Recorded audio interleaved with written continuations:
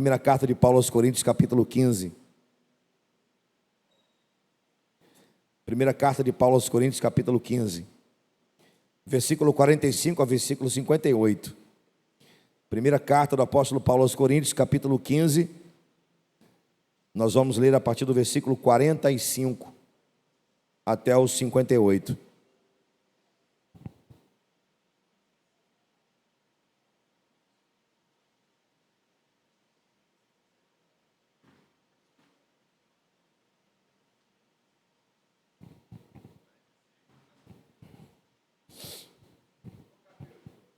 Primeira Coríntios, capítulo 15, a partir do versículo 45 ao 58. Primeira carta do apóstolo Paulo aos Coríntios.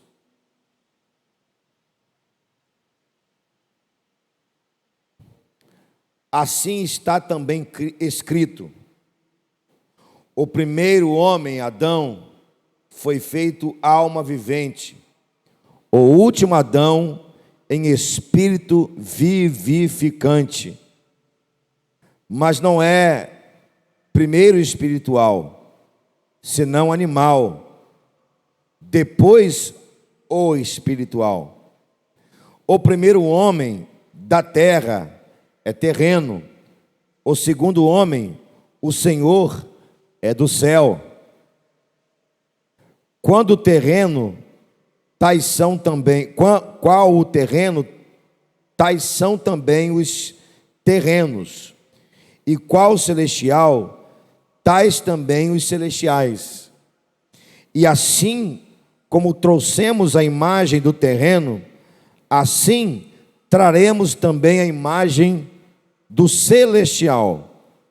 E agora digo isso, irmãos, que carne e sangue não podem herdar o reino de Deus, nem a corrupção herdar a incorrupção.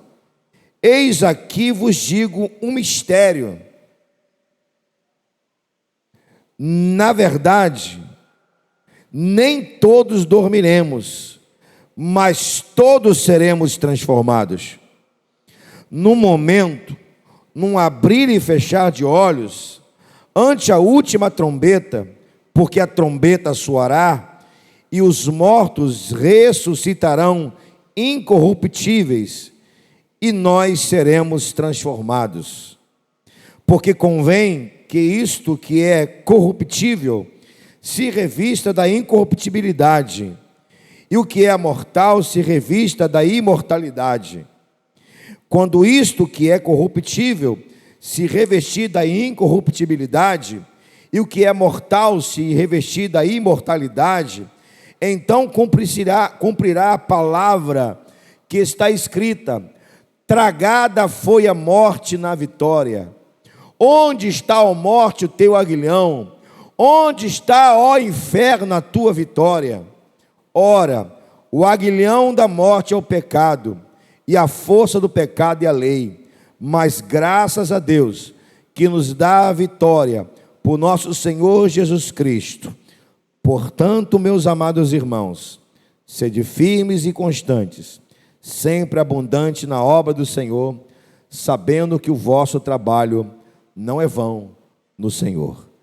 Ei, que texto lindo, maravilhoso! Louvado seja o Senhor, louvado seja Ele. Esse texto, ele é maravilhoso porque ele vai falar de uma nova natureza, a nossa nova natureza em Cristo. E hoje, manhã de ressurreição, a gente precisa lembrar que aquilo que Jesus viveu, nós viveremos. A ressurreição de Cristo, meus irmãos, ela fortalece a nossa fé. E fé, a gente sabe que são os nossos olhos espirituais. É quando a gente enxerga aquilo que está além da nossa capacidade humana, da nossa limitação humana. E quando a gente olha para esse texto, a gente fica feliz, regozijando, porque sabemos que O que Jesus experimentou, um dia nós estaremos experimentando também.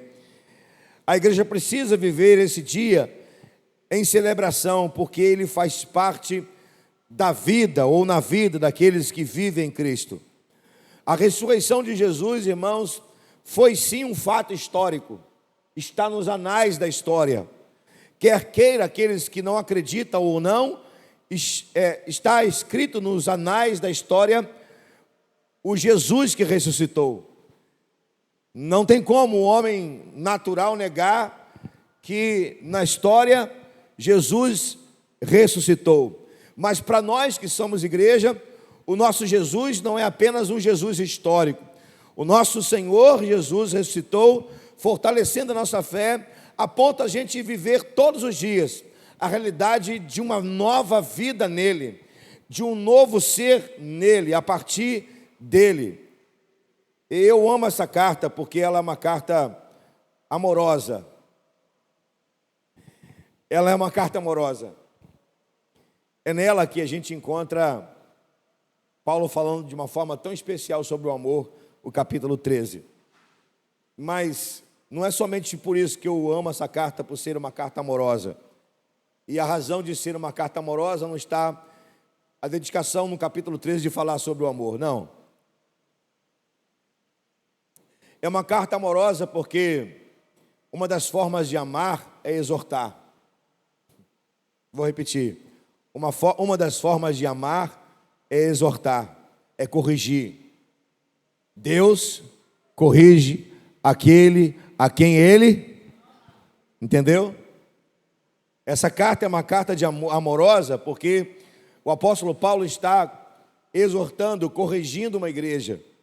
Se você pegar a primeira carta, que é conhecida como carta exortativa, por isso, eu já expliquei uma vez o que é exortar. Exortar é quando alguém está lá embaixo, por ter pecado, por ter errado, porque a alma está abatida, enfim, por uma razão que a pessoa desceu. Exortar é quando alguém que está em cima, que está vendo de cima, com os olhos da misericórdia e do amor, desce aonde está a pessoa e sobe junto com ela. Isso é exortar. Então a gente precisa tirar da ideia que exortar é descer lenha. Não é nada disso. Exortar é descer no lugar onde a pessoa está, numa condição em que ela está prostrada, caída, e alguém precisa segurar na mão dela e levantar junto com ela. Isso é exortar. Então Paulo, na sua condição de apóstolo, na sua condição de ter os olhos do Espírito Santo, desce ao nível dos irmãos em Corinto. E ele vai exortar de muitas maneiras, de múltiplas maneiras. E uma das exortações está aqui nesse capítulo 15, quando ele vai exortar a igreja no que diz respeito à ressurreição. Porque existiam muitas pessoas no meio da igreja que não acreditavam na ressurreição de Cristo. Eles não acreditavam que um homem podia receber um novo ser, ou melhor, receber um novo corpo, o corpo glorificado, e ter a mesma experiência que Jesus. Então Paulo vai mostrar, vai exortá-los, a ensiná-los o que é a ressurreição. Então, quando a gente lembrar, não somente na Páscoa, que a gente não pode lembrar somente na Páscoa, que o nosso Jesus ressuscitou, a gente precisa lembrar, eu também vou ressuscitar. Vou repetir. Quando você lembrar que Jesus ressuscitou, não somente numa manhã de Páscoa, como é a manhã de hoje, mas em todos os dias que você lembrar que Jesus ressuscitou, você tem que lembrar, eu também vou ressuscitar. E por que eu e você vamos ressuscitar? Porque fazemos parte da natureza dele. Veja bem, o texto começa a dizer, o texto que a gente leu, evidentemente, a partir do versículo 45, vai falar de duas naturezas. Duas naturezas de dois homens. O primeiro e o último. Quem é o primeiro homem citado aqui por Paulo? Adão, o primeiro homem. E Paulo vai dizer da sua natureza. Que natureza é a do primeiro Adão? Alma vivente. Que natureza é do primeiro Adão? Da terra. Que natureza é do primeiro Adão? Natural. Qual a natureza do segundo ou do último Adão? O último Adão é espírito vivificante. O último Adão é do céu. O último Adão é espiritual. não está nesse texto, mas o último Adão, o primeiro Adão, ele conheceu o pecado. O último Adão, apesar de ter a possibilidade de, não pecou. Porque era ser humano, foi tentado, mas não pecou. Agora a pergunta é, por que Paulo está falando dessa natureza do último Adão? E quem é o último Adão? Jesus. Por que Paulo está falando da natureza do último Adão?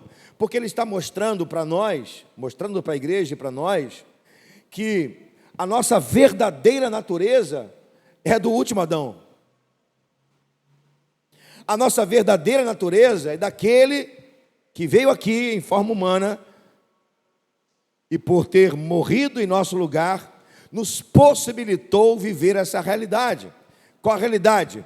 De acreditarmos, de ter a fé que o nosso Senhor Jesus ressuscitou para que nós pudéssemos um dia também ressuscitar. Agora preste atenção, não é só isso que o texto está dizendo. O texto num todo está falando de um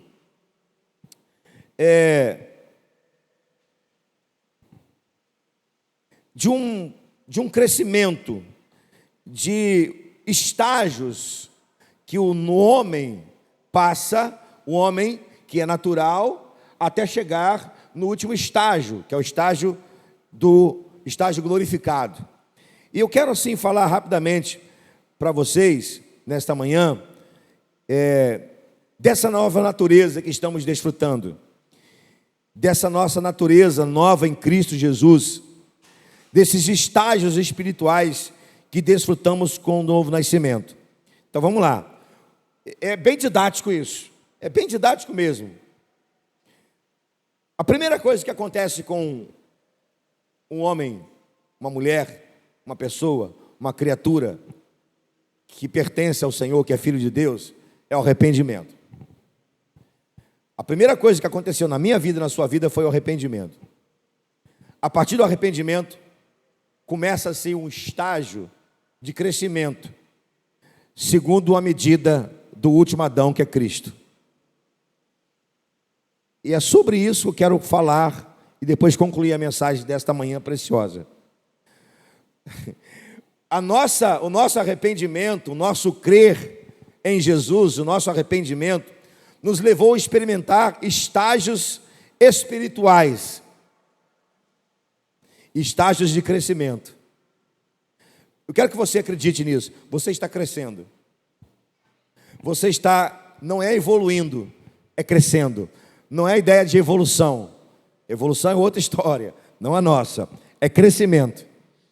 A gente não está num estágio de evolução, é de crescimento, né? Evolução, você sabe a história de quem é aí, ou de quem é aí. Nós estamos crescendo. Por que estamos crescendo? Porque nós temos um varão perfeito, uma estatura perfeita, uma imagem perfeita. O varão perfeito, a estatura perfeita, a pessoa perfeita é Cristo Jesus. Ele já cresceu, ele já está em glória. E nós estamos ainda nesse estágio de crescimento. Então, a partir do momento que você se arrependeu, que você recebeu Cristo, que você creu nele, que o sangue de Jesus da cruz purificou você, você entrou num estágio de crescimento. E esse crescimento começa pela conversão. Diga comigo, conversão. Diga forte, conversão. Então o que é conversão? Conversão é mudança de vida. Mudança de vida. Mudança de vontade. Então passamos a viver a vontade de Deus, não do homem. Quando você se converteu, a mudança em sua vida foi tão grande, tão profunda, que a partir da sua conversão, ou seja, você mudou de posição.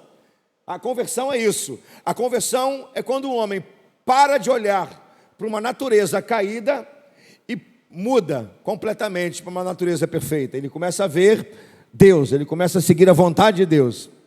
Por isso que de vez em quando a gente faz assim, ouve alguém dizer, você tem que se converter, fulano. Às vezes até de uma maneira um tanto quanto agressiva, mas há uma verdade nisso, né? Tem que se converter, ou seja, tem que parar de olhar para o homem e passar a olhar para Deus. Porque o que aconteceu com a nossa conversão? Nós paramos de olhar para um homem caído e passamos a olhar para o Filho, que é perfeito. Isso é conversão, isso é crescimento. Mas não para aí. Depois do crescimento, da conversão, vem a regeneração. Diga comigo, regeneração. Fala mais forte, regeneração. O que é regeneração? O coração passa a desejar purificação, não mais pecado. Olha que coisa linda. Olha que coisa maravilhosa. Você mudou de posição, você se converteu, você deixou de convergir para cá e passou a convergir para lá. Seu ponto não é mais o homem pecaminoso, seu ponto agora é o Cristo perfeito, o homem perfeito. E agora, com essa conversão, você entra num estágio de regeneração, ou seja, o seu coração, o seu interior passa a desejar purificação e não mais o pecado. Coisa linda, coisa maravilhosa. Mas não para por aí. Depois da conversão, da regeneração, vem a justificação. Diga comigo, justificação. Mais uma vez. Amém. O que é justificação? Mudança de estado. Tudo passa a ser por meio de Cristo. Tudo passa a ser por meio de Cristo. Ou seja, Deus nos olha por meio de Cristo. Então o nosso estágio era injustos e passa a ser justificados. Deus, quando nos olha por meio de Cristo. É assim. Tem alguém no meio. Deus está aqui e nós estamos aqui. Então quando Deus olha de lá e quer nos ver, Ele vê alguém no meio. Esse alguém no meio é um justo. Esse justo é Jesus. Então quando Ele olha para nós, Ele nos vê justificados, porque tem um justo no meio. Esse justo é Jesus. Olha aí, irmão, que coisa linda. Então, por isso que a gente entende que a nossa oração, quando nós terminamos, nós falamos em nome de Jesus. Amém. Tudo que pedir ao Pai em meu nome, o Pai vô-lo conceda. Se você quer uma coisa, pede ao Pai em meu nome. Por quê? Porque Jesus é o mediador, Ele está no meio. Ele é justo. Ele é justo. Quando Deus nos olha, Ele nos olha por meio de Cristo. E nós, em relação a Deus, passamos a pedir em nome dEle, passamos a desejar por meio dEle, passamos a crer por meio dEle, passamos a ansiar por causa dEle. Nós somos justificados por Ele. E justificados por Ele, podemos alcançar o Todo-Poderoso que é Ele. Amém? Meu Deus, coisa linda. Mas não para por aí não. Diga comigo, adoção. Diga forte, irmão, adoção. O que é adoção? Mudança de família. Mudança de comportamento. Alguém que está em Cristo não é apenas nova criatura. Ele é filho. É um novo filho. Ou é um filho novo, né?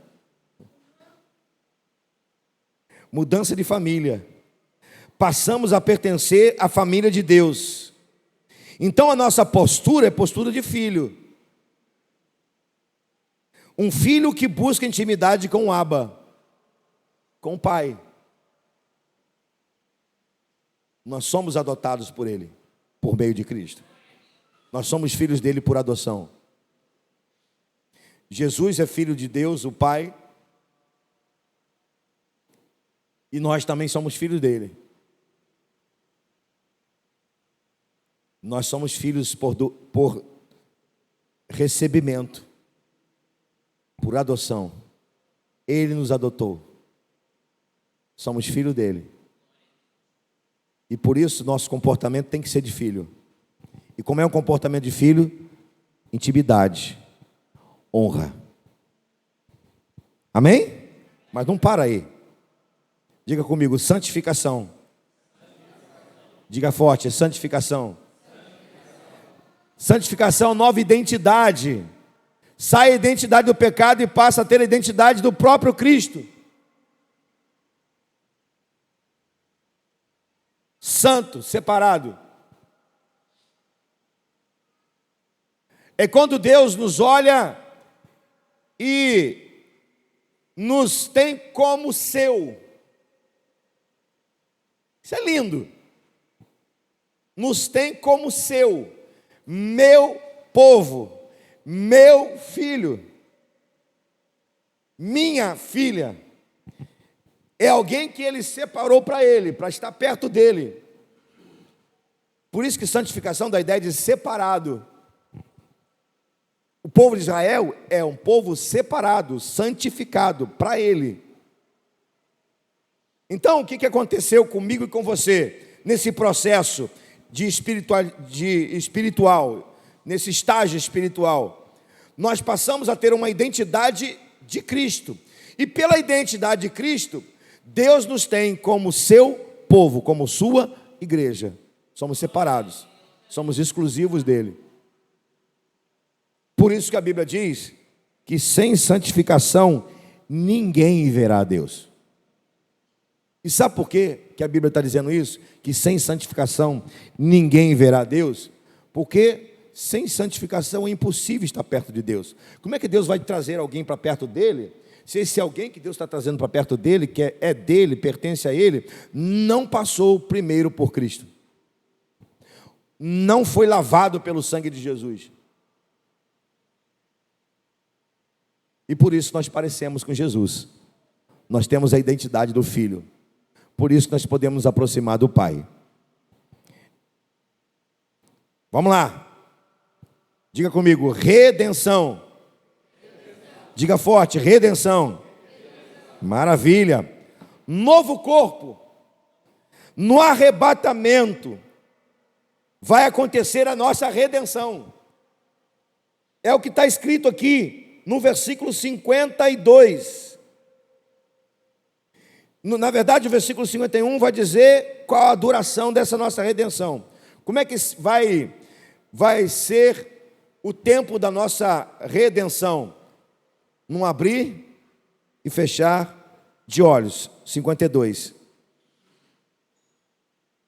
E aí vai falar: ante a última trombeta, os mortos ressuscitarão incorruptíveis e nós seremos transformados. Ou seja, quando acontecer o arrebatamento, o seu corpo vai conhecer a imortalidade.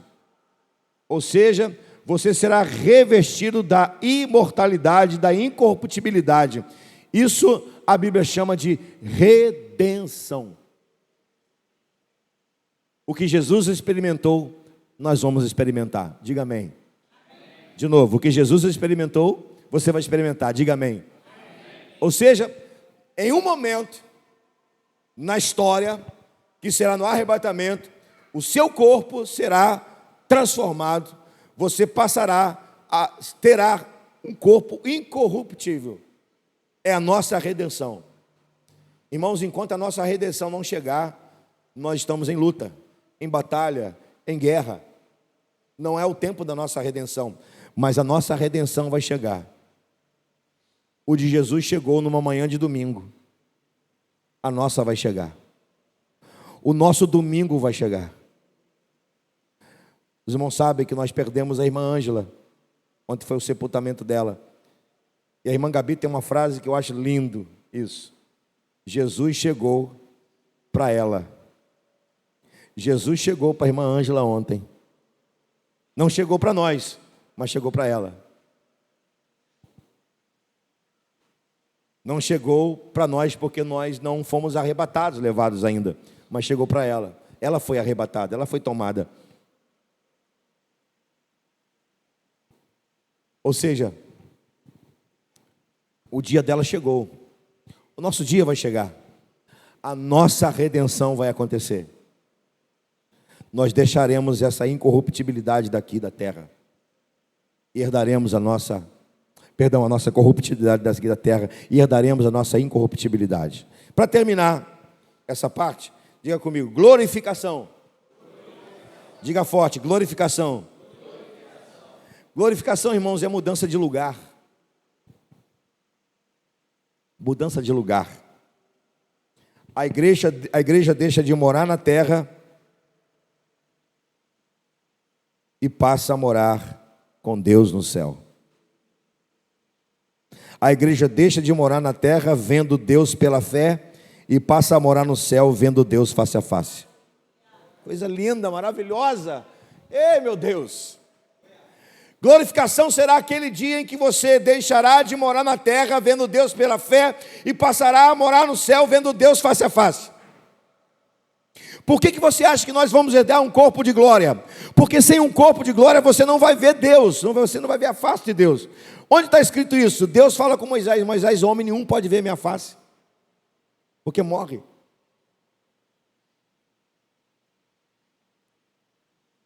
Nós receberemos um corpo de glória, e por ter um corpo de glória como o de Jesus Cristo, nós vamos poder ver Deus face a face, assim como Ele é. Nós vamos guardar a fé, irmãos. A fé será guardada, depositada, porque a gente não vai precisar de fé no céu. Por isso, quando Paulo vai partir, ele fala para Timóteo: combati o bom combate, acabei a carreira, guardei a fé. Não preciso mais da fé aqui na terra, no céu, só preciso na terra. Então, como eu estou partindo, como libação, eu não preciso mais de fé, porque fé são os nossos olhos espirituais aqui na terra. Lá no céu nós não vamos precisar de fé, nós veremos Deus face a face, porque estaremos no nosso verdadeiro lugar. Nosso verdadeiro lugar é na glória com o Senhor. Por que Jesus fala assim quando ele está partindo? Pai, eu quero a glória que o Senhor me deste. Eu quero a glória que o Senhor me deu. Eu quero voltar para a glória, que é o meu lugar. E por que ele está dizendo assim para os discípulos? Eu vou preparar-vos lugar, para onde eu estiver, estejai vós também. Aleluias! O que é a glorificação da igreja? Glorificação da igreja é a igreja tomar para si a glória celestial, para morar na glória celestial. Tomar a natureza gloriosa de Deus, para morar na glória de Deus, com Deus da glória. Aleluias!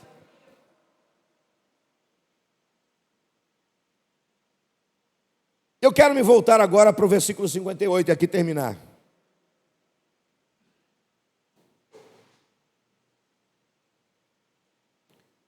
Portanto, meus amados irmãos, sede firmes e constantes, sempre abundantes na obra do Senhor, sabendo que o vosso trabalho não é vão do Senhor.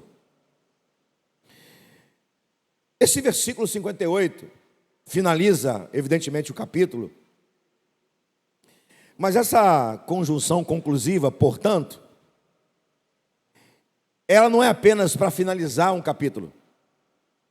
Ela mostra uma realidade. Que realidade?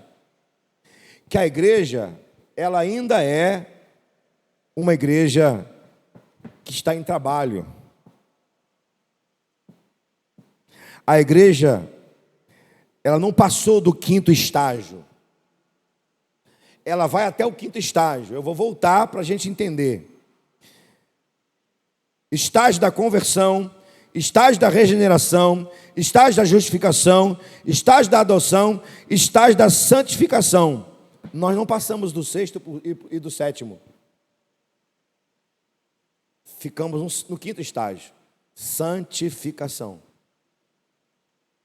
E por que isso? Porque a igreja ainda é limitante. Eu vou dar outra palavra. A igreja ainda está fazendo a obra. Ela não é igreja triunfante. Ela é limitante. Ela limita com as coisas da vida. Ela trabalha. Ela serve. Ela faz a obra.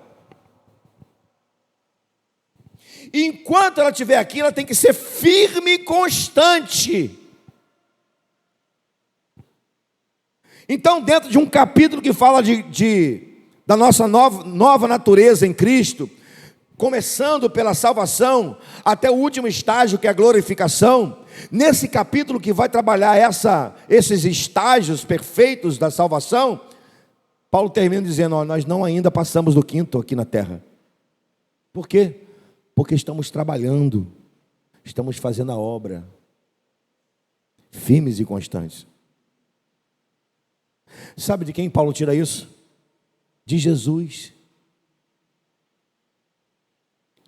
Porque Jesus fez a obra antes de ser glorificado, antes de ter o seu dia de redenção e voltar para a glória. Jesus fez a obra, firme e constante, sempre abundante. Assim estamos nós hoje. E eu quero terminar dizendo para você que fazer a obra firme e constante é reflexo de quem está vivendo esse estágio aqui, ou esses estágios. Por isso que tem muita gente que não faz a obra. Sabe por que não faz a obra? Porque não se converteu, porque não passou pela justificação, não é filho de Deus, não busca santificação. Quem é filho de Deus, quem passou pela salvação, pela conversão, pela justificação e está buscando santificação, sabe que tem a responsabilidade de fazer a obra.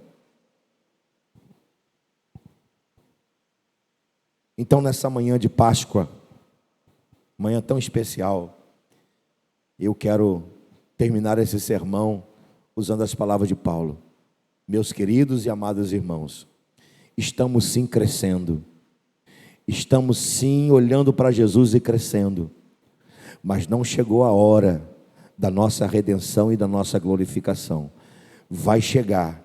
E por que a gente crê que vai chegar? Porque Jesus é a primícia da ressurreição. Se Ele experimentou a ressurreição, nós também vamos experimentar. Se Ele experimentou a redenção, nós também vamos experimentar. Mas enquanto não chega o nosso tempo, não é tempo da gente viver esse momento, porque é o Senhor que vai dizer esse momento, é a trombeta que vai dizer esse momento. Nosso momento é de fazer a obra, firmes e constantes. Nós não estamos descansando, nós estamos trabalhando. Nosso descanso não é aqui, nosso descanso é lá. Enquanto não chegar a nossa redenção, vamos crescer sim, mas fazendo a obra, fazendo a vontade do Senhor, trabalhando. Amém? Que esta manhã te anime e te incentive a trabalhar para o Senhor, sabendo que o vosso esforço, o seu esforço, o meu esforço, o nosso esforço não é vão no Senhor. Não é vão. Não é vão. Fique em pé, irmão. Vamos terminar dando um louvor ao Senhor bem grande, bem alto, mas calma um pouquinho, vamos orar primeiro. E nós vamos orar agradecendo a Deus, porque Deus nos proporcionou isso, de viver uma vida de crescimento, uma nova criatura. Meu desejo, meu irmão, eu queria que vocês fechem seus olhos, por favor.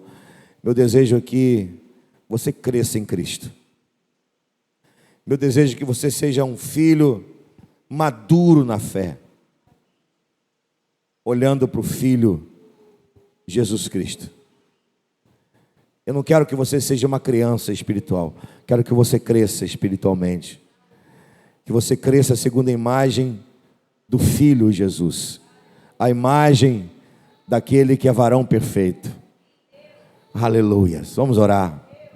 Senhor, eu apresento aqui a vida dos meus irmãos nesta manhã, irmãos preciosos que estão aqui, irmãos que receberam a salvação em Cristo Jesus e que estão crescendo na fé.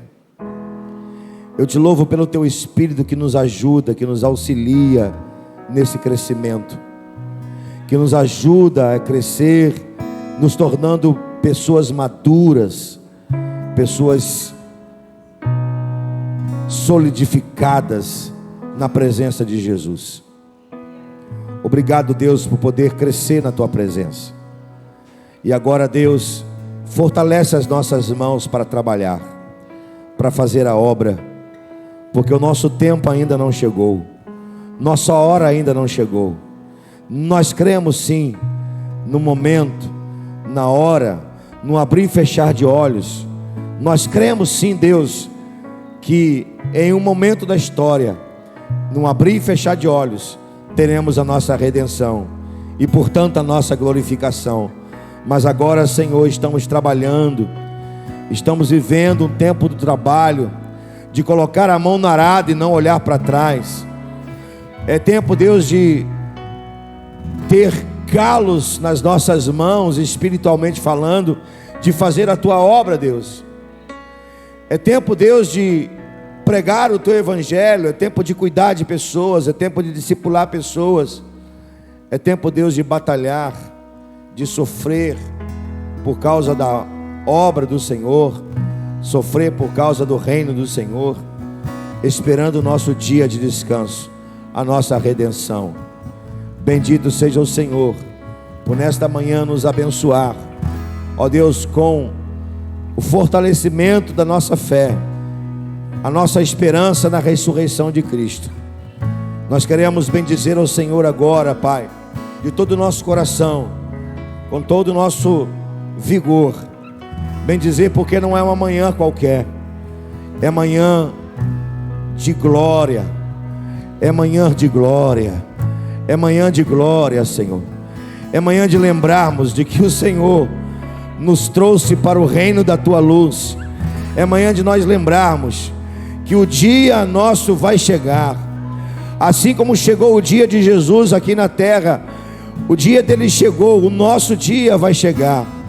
Nós queremos lembrar, ó Deus, agora, de que um dia recebemos Cristo pela fé em nosso coração, e um dia o Senhor nos receberá em tua glória, Pai. Nós te louvamos, porque o Senhor ressuscitou, o Senhor vive, e porque o Senhor vive, nós podemos crer no amanhã.